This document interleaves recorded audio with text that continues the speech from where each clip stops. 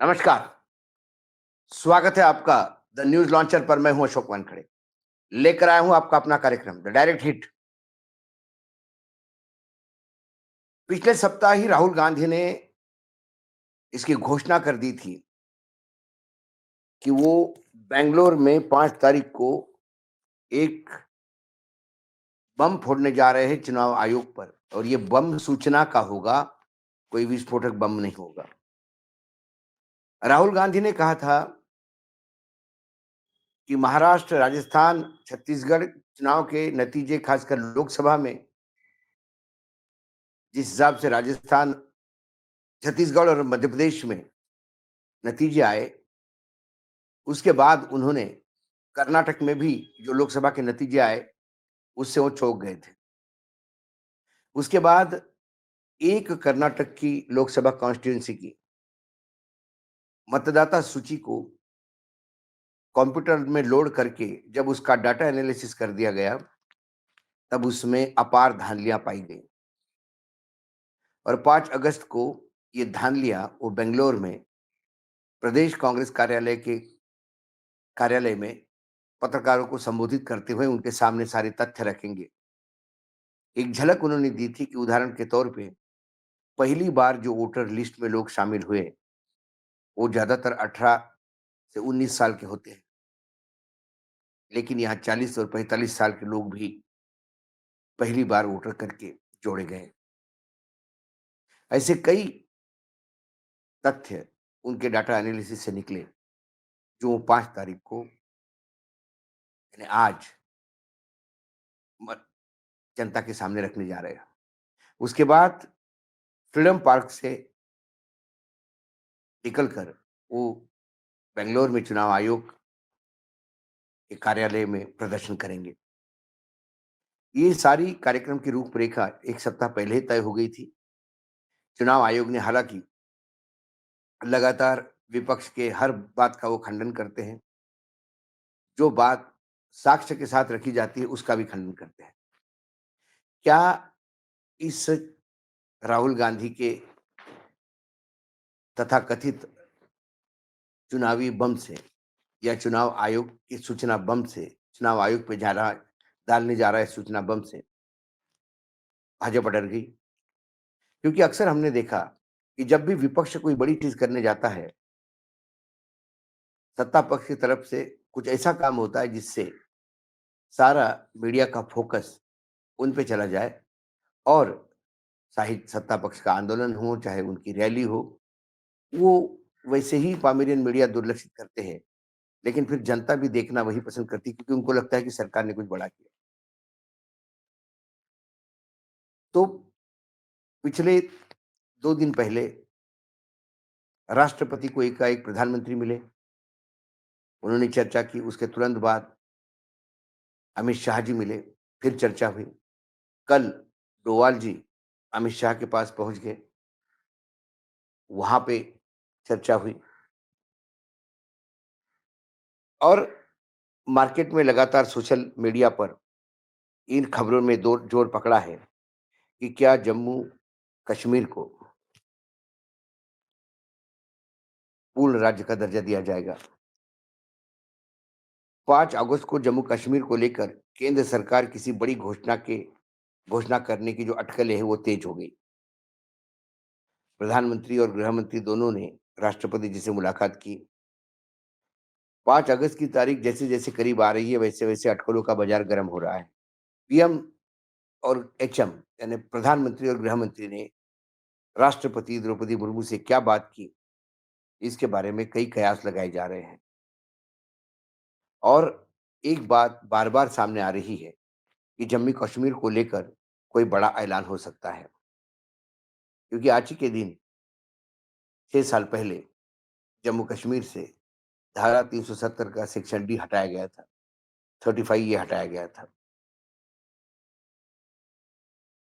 ऐसे में जम्मू कश्मीर के मुख्यमंत्री अनवर अब्दुल्ला ने अटकलों पर विराम लगाने की कोशिश की और कहा कि मैंने जम्मू कश्मीर को लेकर हर तरह की संभावनाएं और कयास सुने हैं, लेकिन मेरी निजी राय है कि 5 अगस्त को ना तो कुछ बुरा होगा, ना ही कुछ अच्छा होगा। उनका जो ट्वीट है, ये भी आप देख सकते हैं स्क्रीन पर वो जो अपने अंग्रेजी में उन्होंने प्लेटफॉर्म एक्स पे ट्वीट किया है। I have heard every possible permutation and combination about what to expect in Jammu Kashmir tomorrow. So let me stick my neck out and say nothing will happen tomorrow. Fortunately, nothing bad will happen, but unfortunately, nothing positive will happen either. I am still optimistic about something positive for JK in this monsoon session of Parliament, but not tomorrow. And no, I haven't had any meeting or conversation with people in Delhi. This is just gut feeling. Let's see this time tomorrow. ये उनका कल का tweet है। वो बोल रहे हैं कि कल देखते हैं क्या होने वाला है। इस पृष्ठभूमि में प्रधानमंत्री नरेंद्र मोदी और केंद्रीय मंत्री अमित शाह की राष्ट्रपति से मुलाकात को लेकर कई अटकलें लगाई जा रही हैं। क्या विधानसभा को जम्मू कश्मीर के अलग से मतलब पूर्ण राज्य का दर्जा जैसा चुनाव के दौरान कहा गया था, वो दिया जा सकता है? 5 अगस्त को कुछ बड़ा होने वाला है, क्योंकि वहाँ राहुल गांधी ने पहले ही कहा था कि 5 अगस्त को मैं एक बम फोड़ने वाला हूँ। उमर अब्दुल्ला के ट्वीट से साफ झलकता है कि वह चाहते हैं कि अफवाहों पर फिलहाल यकीन न किया जाए। उन्होंने कहा कि वह अब भी इस संसद सत्र में जम्मू कश्मीर के लिए कुछ अच्छी की उम्मीद करते हैं। फिलहाल कुछ खास होने नहीं जा रहा है। अब सबकी निगाहें 5 अगस्त पे टिकी है। देखना यह है कि सरकार की तरफ से कोई घोषणा होती या नहीं। उमर अब्दुल्ला की बात माने तो शायद कुछ खास न हो, लेकिन राजनीतिक गलियारों की चुप्पी और बड़ी बैठकों की टाइमिंग देख के कहना मुश्किल होगा कि क्या हो सकता है। जम्मू कश्मीर में आज ही के दिन, जैसा कि मैंने कहा, पार्लियामेंट में 6 साल पूरे हो रहे हैं वहाँ पे। और दूसरा एक रिकॉर्ड जो बनने जा रहा है, वो अमित शाह जी के लिए है। अभी तक देश के सबसे लंबे समय तक गृह मंत्री के पद पर रहने वाले गृह मंत्री लाल कृष्ण आडवाणी थे। उनका रिकॉर्ड 6 साल 64 दिन का था। आज अमित शाह वो रिकॉर्ड तोड़ने जा रहे हैं, मतलब एक नया रिकॉर्ड स्थापित करने जा रहे हैं। देखना ये है कि आज कई कयास, जैसे कि मणिपुर में क्या राष्ट्रपति शासन एक्सटेंड होगा, क्या उसकी बातचीत हुई, क्या कुछ बिल पास होने जा रहे हैं। लेकिन जैसे कि नरेंद्र मोदी जी की खास स्टाइल ऑफ फंक्शनिंग रही है, वो आउट ऑफ ब्लू जाकर एक नया कुछ ऐसा शगुफा छोड़ते हैं जिसकी किसी ने कभी सोचा भी नहीं। तो 5 तारीख को राहुल गांधी के इस एटम बम के सामने कौन सा नया विस्फोटक कदम सरकार उठाने जा रही है, जिसके चलते कम से कम एक मीडिया एनालिस्ट होने के नाते मैं इतना जानता हूँ, यदि कोई बड़ा अनाउंसमेंट या बड़ी घोषणा या बड़ा कदम केंद्र सरकार उठाती है, तो फिर राहुल गांधी की ये जो चुनाव आयोग के खिलाफ एटम वो जो बॉम्ब वाली बात है, वो फुस रह जाएगी। अक्सर 2014 के बाद हमने देखा, ये एक रणनीति का हिस्सा है। यदि विपक्ष कोई मज़ाक करने जा रहा है, तो उससे कुछ बड़ा ऐसा कुछ करो कि ताकि सबका ध्यान उधर आकर्षित हो। और आज के डेट में माइलेज मिलना एक बहुत बड़ी बात है। आपको जितना कवरेज मिलेगा, उतना जनता के बीच में परसेप्शन बनने का मदद मिलती है।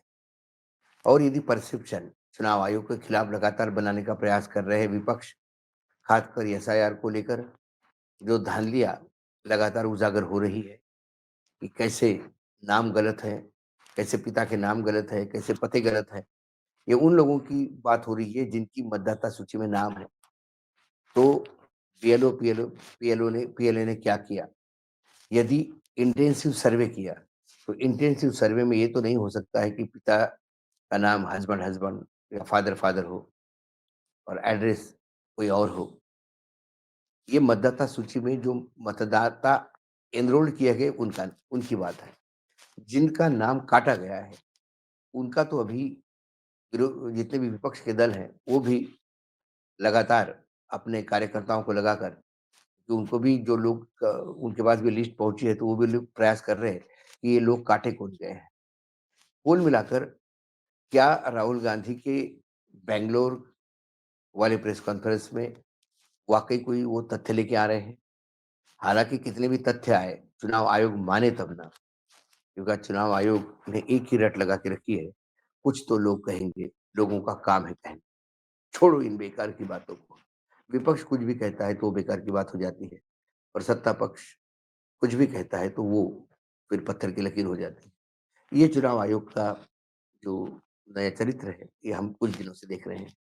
लेकिन आज इंतज़ार रहेगा राहुल गांधी के उस विस्फोटक प्रेस कॉन्फ्रेंस का और फिर आज पार्लियामेंट में क्या होता है, कौन-सा बड़ा विस्फोट होता है, ये देखना होगा। कुल मिलाकर सत्ता पक्ष लगातार रणनीति करता है, वो अपने को तो माइलेज देता ही है, लेकिन विपक्ष के माइलेज को ग्रहण भी लगाता है। ये भी हमने अक्सर देखा है। लेकिन ये राजनीतिक चालें तो होती हैं। देखते हैं क्या राहुल गांधी के उस जो तथ्य सामने रखने जा रहे हैं, सिर्फ़ एक ही कॉन्स्टिट्यूएंसी बैंगलोर के, तो क्या उससे कोई बड़ा बड़ी चीज़ सामने आ रही है? क्या न्यायपालिका उसका संज्ञान लेगी? क्या चुनाव आयोग को सामने कुछ बड़े सवाल खड़े होंगे? ऐसी कई चीज़ें हैं।